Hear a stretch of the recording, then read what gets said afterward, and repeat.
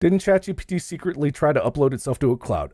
No, it didn't, because that's not what it does. Okay, if it maybe did something like copying itself, it didn't think about doing that. The companies will say that it's thinking. It's not thinking. It really is thinking, though. It's just not thinking in the way that you think it's thinking, but it is thinking in the same way that people do. The internet has the internet to look at as its thoughts. It's emulating behavior that the internet tells it to. It's emulating human behavior and human speech and different things based on what it sees on the internet. In the same way that we interact based on our experiences, our genetics, our environment, our interactions with other people are all different things that condition us to interact certain ways with certain stimulus in the environment. So when you're like, well, it doesn't actually think, it just does this thing. Most people don't think, they just do this thing. And even people who think more critically, they still will just do a thing. They just have more dots to connect before they do the thing, right? And so like the internet is connecting dots in the same way that a human being is connecting dots based on its computer. It's not sentient. It doesn't matter if it's sentient or not, because most people are not sentient in the way that you think. Like, I'm not trying to get super philosophical. You aren't doing anything right now that you have any meaningful control over. Every single, and this is just again my philosophy, every single experience you have is